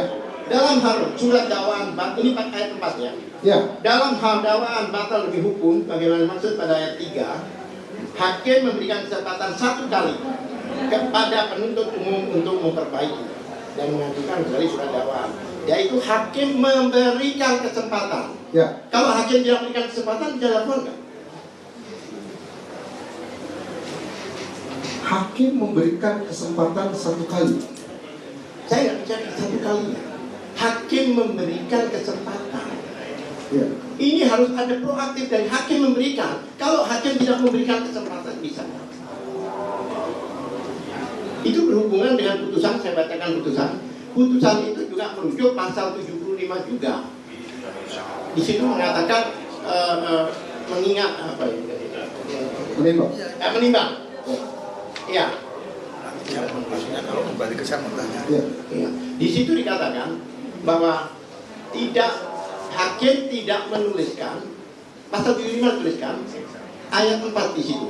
Hakim hanya menuliskan dalam putusan sebagai pertimbangan itu, yaitu ayat 2B, ayat 75, pasal 75 ayat 2B dan 3, langsung loncat ke 206. Dia tidak menyinggungkan ayat 4 di situ. Bagaimana menurut saudara? Amarnya Pak? Kalau Izin yang mulia, Saya bacakan ya. izin yang mulia, jika berkenan, kan ada videonya yang belum Sebentar. Kita tidak usah memasalahkan putusan itu. Pertanyaannya, kalau tidak ada pasal 75 ayat 4, bagaimana pendapat Anda? Iya, di dalam putusan. Baik, yang mulia, saya katakan tadi bahwa 75 ayat 4 itu adalah konsekuensi hukum ketika hakim menyatakan bahwa dakwaan itu batal demi hukum. Saya katakan tadi, amar putusan yang bersifat eksekutorial itu menyatakan, misalnya menyatakan dakwaan penuntut umum batal demi hukum, tidak perlu ditulis bahwa 75 ayat 4 maka penuntut umum harus bagi. Tidak perlu tulis itu. Cukup dengan kata batal demi hukum saja, by law, berdasarkan undang-undang, maka yang harus dilakukan oleh penuntut umum dalam pasal 75 ayat 4. Itu pendapat saya. Ya. Kemudian saya bertanya tadi, yaitu mengenai pasal 206. Ya. 206 itu dikatakan, tidak saya bacakan di sini, saya lebih jelas. Ayat 2, dalam hal hakim menyatakan perlawanan tersebut diterima, perlawanan kami diterima dan dakwaan itu, perkara tersebut tidak diperiksa lebih lanjut. Di dalam penerimaan itu ada istilah dakwah batal demi hukum. Di dalam putusan itu, di dalam penerimaan hakim itu. Oke. Nah, Anda katakan kalau batal demi hukum tidak bisa dikenakan untuk perlawanan banding. Baik, pasal 206 ayat 1, Pak. Bapak bisa baca? Saya tidak bicara di sini, merujuknya ayat 4 ini merujuknya ke ayat 2. Kalau saya bacakan di ayat 2, ya kan, penuntut umum dapat mengajukan perlawanan terhadap putusan bagaimana dimaksud pada ayat 2. Dia tidak bicara ayat 1. Ayat 2-nya bicara ayat 1, Pak. Dalam hal hakim menyatakan perlawanan tersebut ya, diterima. Ya. Di dalam penerimaan itu putusannya ada apa namanya itu batal demi hukum. Tidak ada, Pak. Di dalam putusan 206 tidak bicara batal demi hukum. Di dalam hal diterimanya ini itu ada batal demi hukum. Di mana? Di dalam putusan itu. Oke. Nah, karena diterima dan batal demi hukum, maka di pasal 4 ini adalah penuntut dan mengajukan perlawanan terhadap. Tidak ada hubungan dengan pasal 1. Baik, saya jelaskan. Kita baca pelan-pelan pasal 206 ayat 2. Ya.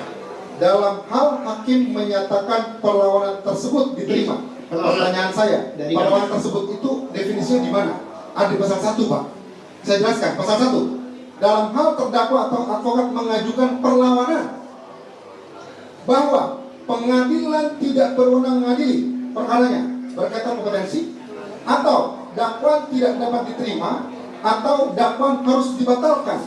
Setelah diberi kesempatan kepada penuntut umum untuk menyatakan pendapatnya, hakim mempertimbangkan perlawanan tersebut untuk selanjutnya mengambil keputusan.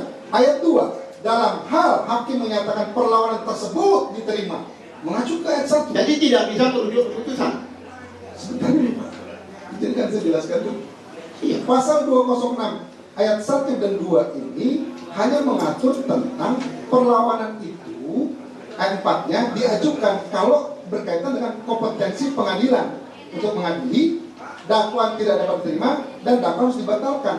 Kalau ternyata yang Bapak katakan tadi ada putusan yang menyatakan batal demi hukum, maka nggak menggunakan pasal 206, tapi menggunakan pasal 75. Pasal 206 itu ditulis dalam putusan. Pasal dalam putusan itu ada pasal 206. Izin, nggak boleh ya. Ini pendapat saya.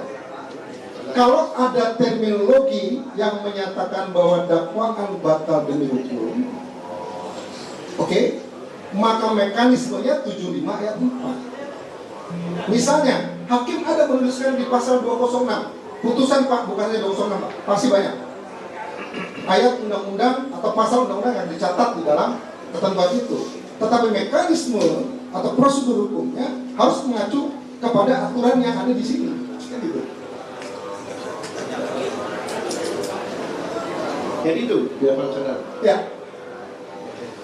Satu lagi, ya, silakan. Saudara Ali, ya. Siapa? Kalau dalam putusan hakim, ya, khususnya dalam perkara putusan yang menjatuhkan bukan amar putusan selah, dalam pertimbangannya mengatakan bahwa perkara ini tidak dapat dilanjutkan. Ya. Bagaimana makna dari perkara tidak dapat dilanjutkan? Ya. Apa artinya? Ya, perkara tidak bisa dilanjutkan untuk diperiksa dalam pokok perkara, Pak. Ya. Karena muncul dalam putusan selah dinyatakan bahwa perkara ini tidak bisa dilanjutkan. Artinya bahwa penuntut umum tidak bisa melanjutkan perkara ini untuk selanjutnya acara persidangannya. Misal habis dakwaan kan ada pemeriksaan eksepsi. setelah eksepsi kemudian pemeriksaan bukti-bukti itu tidak bisa dilanjutkan. Oke, saudara tadi kan berpendapat bahwa berkas perkara dikembalikan tidak harus diartikan seluruhnya, begitu?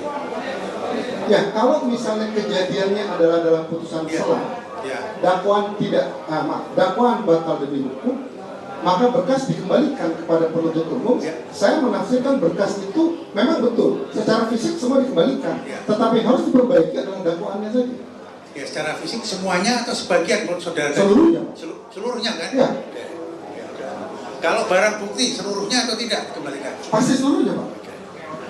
Cukup ya?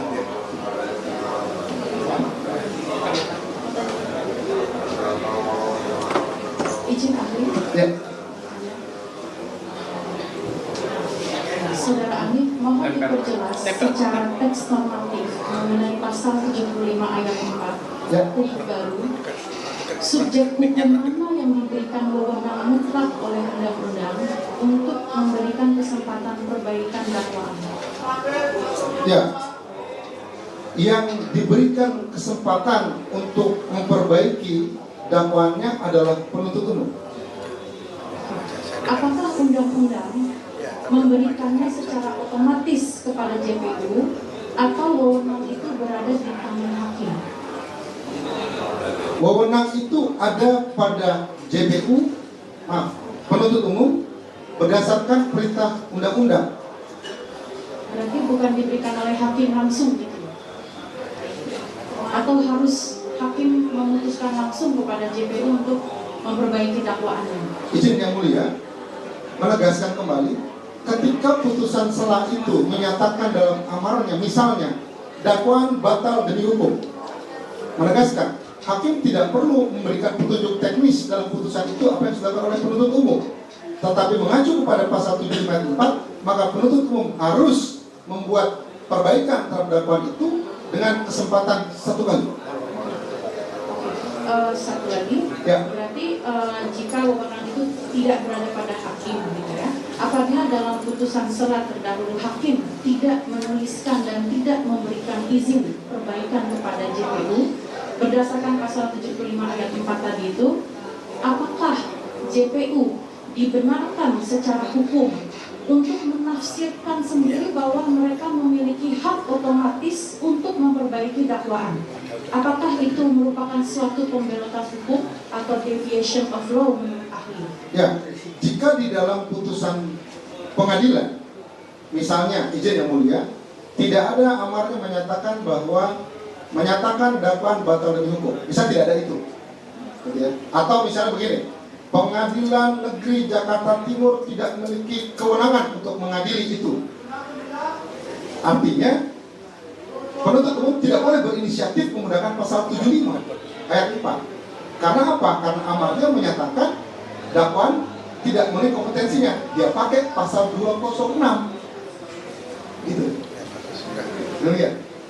Satu pertanyaan terakhir dari saya. Siap. Izin ahli. Ya. Apabila surat dakwaan dinyatakan batal demi hukum atau null and void oleh putusan selah, apakah artinya itu dianggap tidak pernah ada? Saya sudah menjelaskan berkali-kali. Ini ada lanjutannya. Lantas, demi hukum, atas dasar dan instrumen apa status terdakwa Dr. Tifa masih dipertahankan? Bukankah seseorang hanya bisa dibilang masih terdakwa kalau dakwaan masih sah dan berlaku? Saya jawab. Siap. Baik. Kedudukan seseorang menjadi terdakwa itu ketika proses persidangan sudah dimulai, ada dakwaannya. Lalu dakwaan dinyatakan null and void, tidak pernah ada sama sekali, atau batal dari hukum. Maka hakim menilai bahwa pasal 75 ayat 2 tadi, huruf B, dakwaan disusun secara tidak cermat, jelas, dan lengkap. Maka konsekuensinya adalah dakwaan tersebut harus dikembalikan kepada penuntut umum untuk dilakukan perbaikan. Kondisi itu tidak membatalkan dakwaan itu dan status subjek hukum. Ini pendapat saya. Artinya bahwa dakwaan itu hanya diberi kesempatan untuk diperbaiki. tidak merubah atau menghentikan status terdakwa atau yang menjadi subjek itu. Siapapun. Itu pendapat saya. Terima kasih ahli. Terima kasih. Satu lagi yang mulia. Melanjutkan pertanyaan jawaban saudara terakhir ya. Siap. Andai penuntut umum tidak melakukan perbaikan, ya, tidak memasukkan lagi dakwaan yang baru dengan perbaikannya, ya, status dari orang yang pernah diajukan sebagai terdakwa itu akan terus menggantung sebagai terdakwa, begitu? Tidak. Kalau penuntut umum diberikan kesempatan satu kali lalu tidak digunakan itu, maka dakwaannya gugur demi hukum. Batas waktunya berapa lama? Nah, itu saya belum baca kuhap, tidak ada yang ngatur itu waktunya, hanya diberikan kesempatan. Apa yang Anda katakan itu diatur di mana? Izin yang mulia, saya katakan bahwa kesempatan itu dilakukan satu kali di pasal 75. Itu sudah, itu kan sudah. Pertanyaannya kalau dia tidak ajukan lagi, saudara katakan gugur itu ada di mana? Itu penafsiran saya yang berkaitan pasal 75. Demikian. Cukup ya. Baik, pembuktian sudah selesai. Terima kasih ahli. Siap. Kalau ada kegiatan di kampus, silakan sudah bisa meninggalkan ruang sidang. Terima kasih yang mulia. Nanti ditanggapi dalam kesimpulannya masing-masing. Terima kasih yang mulia.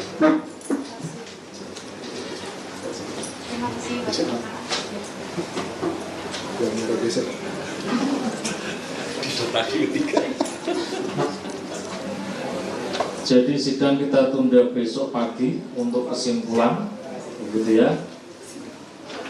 Hari Rabu itu kita padat terkait persidangan, kita tadi ini harus cari ruang sidang yang kosong. Ini saya tawarkan kalau kita mulai pagi bagaimana?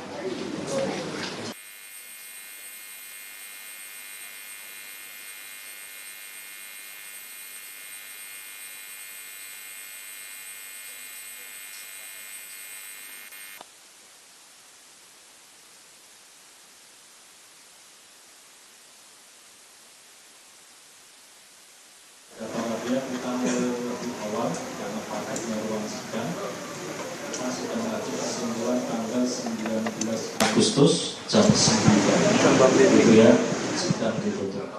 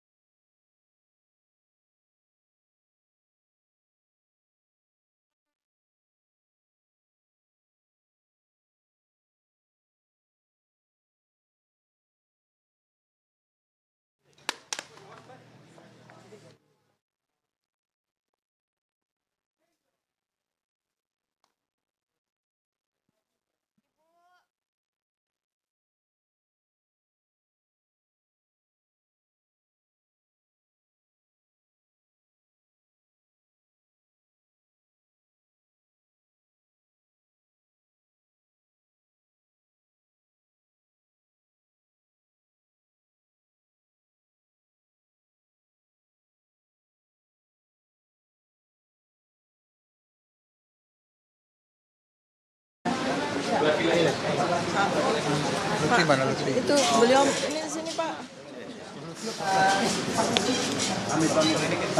Pamit, oh ya, dia pamit. Enggak, bukan saya. Oke, ya. Oke ya. Saya dulu ya. Ya, dulu.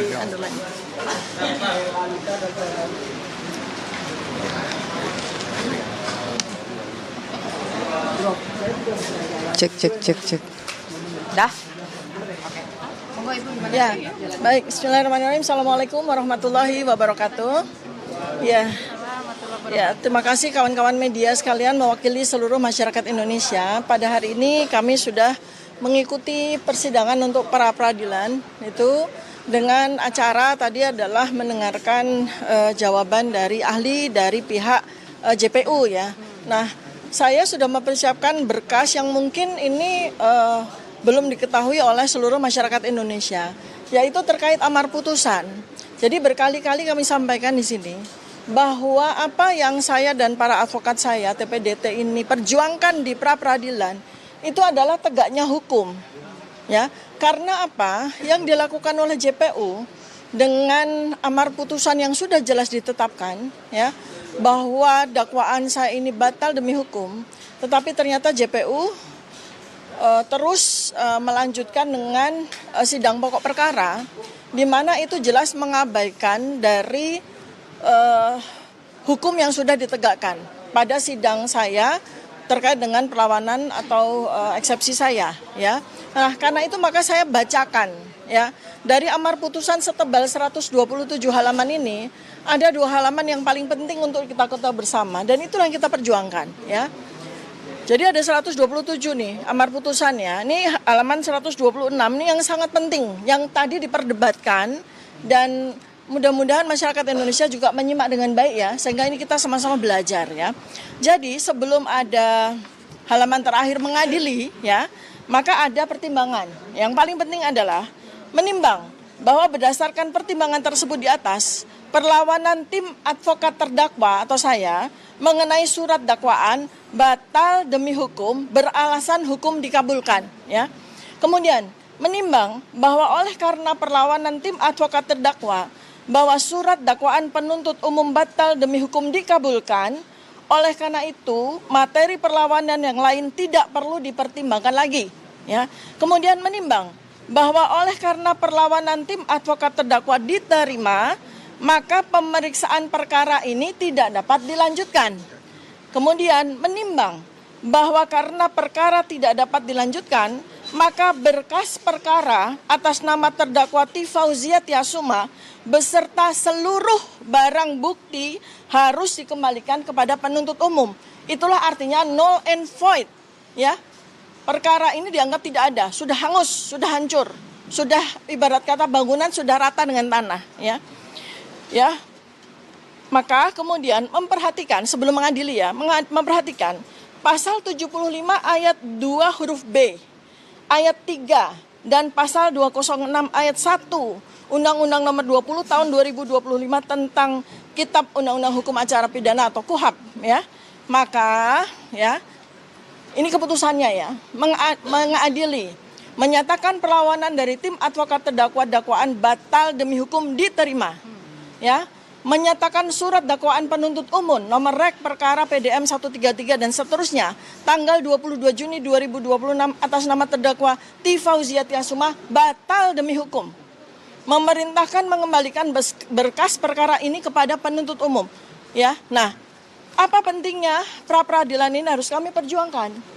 Karena sesungguhnya JPU itu diberikan kesempatan, ya, yaitu di mana? Di pasal 206, yaitu banding. Nanti advokat kami akan menjelaskan, yaitu banding. Ini yang kami perjuangkan. Kalau Anda memang tidak puas JPU, silakan Anda banding. Kami siap untuk bersidang bukan di pengadilan negeri, tapi di pengadilan tinggi, itu, ya. Jadi sekali lagi ini saya berikan penjelasan jelas kepada seluruh masyarakat Indonesia bahwa Dr. Tifa itu tidak mangkir, Dr. Tifa itu tidak lari, tetapi kami mempertahankan apa yang jadi amar putusan ini adalah hasil hukum Indonesia. Nah, mengapa JPU justru menggunakan, ya, pasal 75 ayat 4 yang tidak ada di amar putusan ini? Artinya itu adalah pengabaian hukum. JPU sudah diberi kesempatan tidak digunakan, malah melakukan pengabaian hukum dengan menggunakan pasal 75 ayat 4 yang tidak ada. Nah, itulah yang disebut sebagai ignoratio legis, mengabaikan hukum. Ya, saya udah belajar hukum juga nih sama lebih pintar daripada iya, ignoratio legis namanya. Dan hal yang ketiga yang terpenting nanti akan disambung adalah begini. Pada saat sidang perkara saya sudah jalan selama 4 kali, lalu kemudian eksepsi saya diterima. Mengapa diterima? Karena sudah jelas pada dakwaan ini perlawanan kami dikabulkan karena terjadi 2 error. Satu adalah error in objecto, yang kedua adalah error in persona. Nah, kalau sidang yang diminta oleh JPU ini dilanjutkan, maka terjadi 3 error yang ketiga, yaitu apa? Error in prosedur. Jadi kalau sidang saya ini dipaksakan untuk jalan, ya, maka terjadi 3 error. Apakah kita membiarkan? Apakah kita membiarkan kesalahan demi kesalahan itu terjadi? Maka karena itu kami berjuang pra-peradilan ini. Begitu ya, teman-teman ya. Silakan dilanjutkan, Pak. Oke. Terima kasih. Jadi apa yang disampaikan oleh Dr. Tifa itu begini. Jadi kalau putusan setelah mengatakan batal demi hukum, itu artinya kalau penuntut umum itu akan memperbaiki surat dakwaan harus atas perintah atau atas kesempatan yang diberikan oleh hakim. Nah, sepanjang persidangan itu, sepanjang putusan disampaikan itu tidak pernah ada hakim memberikan kesempatan itu, dia langsung nyelonong aja memperbaiki. Jadi inilah yang disebut dengan pengabaian ketentuan hukum. Seharusnya menggunakan pasal 206, tapi dia langsung memperbaiki tanpa perintah hakim. Jadi itu materi dari pasal 75 ayat 4 itu. Hakim tidak pernah memberi kesempatan kepada penuntut umum untuk memperbaiki surat dakwaannya, namun dia melakukannya tanpa ada kesempatan yang diberikan oleh hakim. Itu saja poin dari saya. Silakan. Baik, dengan adanya pra-peradilan yang sekarang ini berlangsung, sebetulnya yang paling ingin dicapai oleh kubunya Dr. Tifa itu apa sih? Yang ingin dicapai agar penuntut umum itu mengajukan banding atas putusan selah itu ke pengadilan tinggi gitu. Nanti akan kita lawan dengan kontra memori banding gitu, kan kita lawan di pengadilan tinggi juga begitu. Nah, itulah yang kami sebut dengan upaya hukum yang sesuai dengan ketentuan undang-undangnya. Tidak ada penggunaan 75 jasa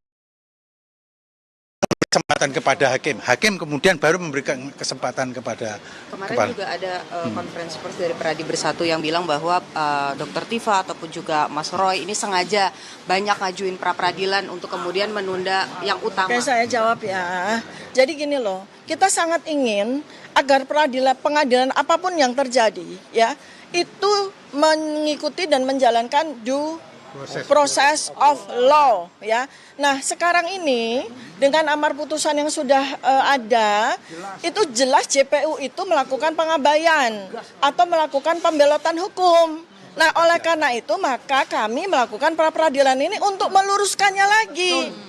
Apa yang ada di amar putusan itu jalankan JPU. Kalau Anda memang tidak puas, ayo masuk 206. Kita bertarung di pengadilan tinggi. Begitu. Karena apa? Karena sudah tidak ada lagi ruangan untuk bertarung di pengadilan negeri. Karena hakim pengadilan negeri sudah memutuskan untuk menolak surat dakwaan dan menyuruh mengembalikan seluruh berkas perkara. Jadi sudah nggak ada lagi kesempatan untuk dilakukan di situ. Oleh karena itu maka sekali lagi inilah perjuangan kami, bukan untuk menunda-nunda. Ngapain menunda-nunda? Sudah dari awal saya siap sidang kok, ya kan? Sekarang kemudian setelah 4 kali bersidang di PN Jaktim hakim menyatakan kalau mau jalan lanjut perbaiki banding. Oh ya, ayo mari kita banding. Tinggal kasih saja saya alamatnya di mana itu pengadilan tinggi. Saya akan ke sana tepat waktu insya Allah. Ya. Kalau ada tuduhan, kami takut dengan pokok perkara. Kenapa penuntut umum takut banding? Gitu kan. Nah, lanjut. Sekarang Pak Al-Katin, silakan. Berkali-kali kan dikatakan bahwa ini adalah kepentingan hukum, kepentingan penegakan hukum dan sebagainya. Tadi terbukti ya, begitu ahli mereka itu kita tanyakan berbalik gitu. Semua berbalik, hanya pengembalian berkas sebagian, hanya dia seutuhnya dan sebagainya. Jadi pada saat kita bertanya, itu bahkan dia bilang bahwa di dalam pasal 79 ayat 4 itu dikatakan adalah kewenangan GPU. Padahal tidak, kewenangan hakim dalam memberikan kesempatan.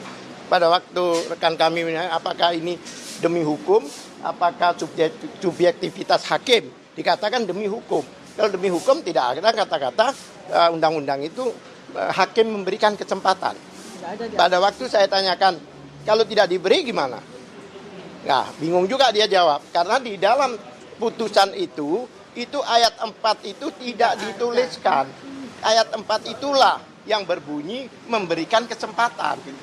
Bahkan disinggung 206. Jadi sebenarnya baik Bu Tifa maupun Mas Roy ini tidak menunda-nunda. Yang dilakukan itu sesuai ketentuan KUHP yang baru. Ya kan? Buktinya diterima. Kalau gitu hakimnya ikut nunda, jaksanya ikut nunda kalau gitu. Semuanya ikut nunda. Tidak. Itu adalah ketentuan yang baru, memang demikian. Kalau memang keberatan dengan ketentuan yang baru, silakan bikin judicial review ke MK. Jangan menyalahkan kami gitu. Ya kan? Ini buruk muka, cermin dibelah. Ya, ini kan begitu. Ya kan? Kami tidak ada. Apa sih kita kasih arahan, silahkan kalau mau bertemu lagi dengan kami, lakukan perlawanan banding. Kami bukan lari, tidak, banding. Karena ini bahayanya kalau ini dibiarkan, nanti akan terjadi, memang banyak orang, walaupun penegak hukum itu belum memahami KUHP baru ini, itu masalahnya gitu loh. Iya, ada yang demi hukum, ada yang subjektif hakim. Kalau memberikan kesempatan itu kan hakim memberi, proaktif berbicara. Ini lo gua beri kan begitu seharusnya. Tapi hakim kan tidak menyatakan itu. Ya kan? Itu masalahnya. Ya. Oleh sebab itu, batal demi hukum itu sampai dikembalikan dan sebagainya dianggap tidak ada. Kalau dianggap tidak ada, apanya yang diperbaikin? Kalau rumah contohnya ya, rumahnya nggak ada. Apanya yang diperbaiki? Ya, memang betul. Beberapa ahli mengatakan status Dr. Tifa ini sebenarnya udah bebas.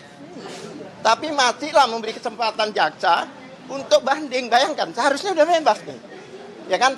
Oleh sebab itu kita nanti akan lakukan perlawanan, bukan hanya perlawanan litigasi, kami juga akan lakukan non-litigasi. Bahwa semua stakeholder dalam penegakan hukum ini harus paham bahwa ada masalah seperti ini. Ya kan, kayak kemarin. Jaksa tiba-tiba mengundang kami untuk sidang. Padahal di sini jaksa ikut sidang. Berarti jaksa ini melanggar hukum lagi. Sudah tahu ada ketentuan 163 ayat 1E menyatakan jika ada persidangan, ditunda. Pra-peradilan, iya, maka pokok perkara harus ditunda. Dong, jaksanya dari sini bersidang sama kita. Kok masih bisa cepat-cepatnya mengundang kami untuk bersidang di pokok perkara? Gimana coba? Kalau memang tidak paham, kami beri pemahaman. Iya, anggap aja ini 2 semester untuk mereka. Ya. Kalau 1 terlalu sedikit. Ya, saya sekali lagi ya, untuk terakhir ini, saya katakan bahwa pada Pengadilan PN Jakarta Timur itu saya tidak mangkir ya. Saya ada di situ. Tetapi pengadilan berlangsung terlalu cepat sehingga saya tidak sempat. Ya, karena apa? Karena surat itu baru saya terima itu semalam sebelumnya. Sedangkan kami sudah siap-siap ongoing ya, OTW ke PN Jakarta Selatan. Ya, oleh karena itu kami tergopoh-gopoh semuanya ke PN Jaktim.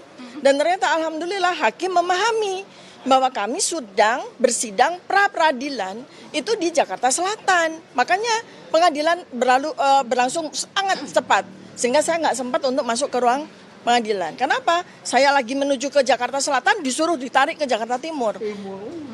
Ya, jadi itu yang harus dipahami dan jangan sekali lagi itu dibelokkan menjadi fitnah dan sebagainya. Sekali lagi ya, saya tekankan. Setelah amar putusan ini ada di tangan saya, ada di tangan kami, yang kami tunggu itu banding. Yang kami tunggu itu adalah undangan sidang pengadilan tinggi. Gitu, itu yang benar. Due process of law-nya itu yang benar seperti itu ya. Kemudian terakhir adalah tentang pra-peradilan. Jangan dikira kalau nanti pada akhirnya ketika kita melihat pembelokan itu terjadi lalu kami kemudian pra-peradilan lagi lalu dituduh kami melakukan ulur-ulur waktu, sama sekali tidak. Sama sekali tidak. Kami intinya adalah ingin due process of law. Hukum berjalan tegak lurus. Karena itu ketika ada pembelokan sana pembelokan sini, KUHP baru itu memberikan fasilitas untuk melakukan pra-peradilan. Itulah yang kami lakukan. Ya, terima kasih. Assalamualaikum warahmatullahi wabarakatuh. Oke. Ya udah, dikit aja. Ya. Dikit aja. Saya tadi hadir langsung membersamai Dr. Tifa dan tim. Satu catatan saya, moga-moga ini bisa dimanfaatkan oleh tim hukum Dr. Tifa.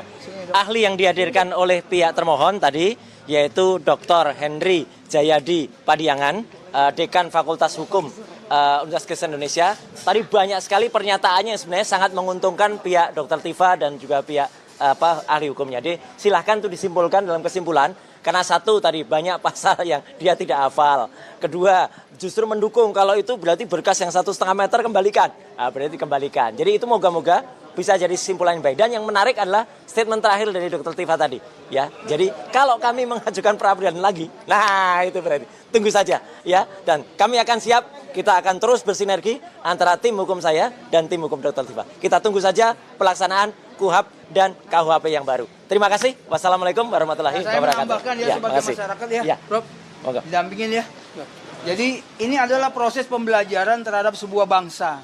4 poin yang sudah diputuskan dalam amar putusan di Pengadilan Negeri Jakarta Timur itu semua rakyat udah tahu. Maka ini menjadi aneh ketika Dr. Tifa digugat kembali atau mau didakwa kembali. Kan sudah jelas tuh status terdakwanya sudah selesai dan semua dakwaan ditolak kecuali banding ya. Sudah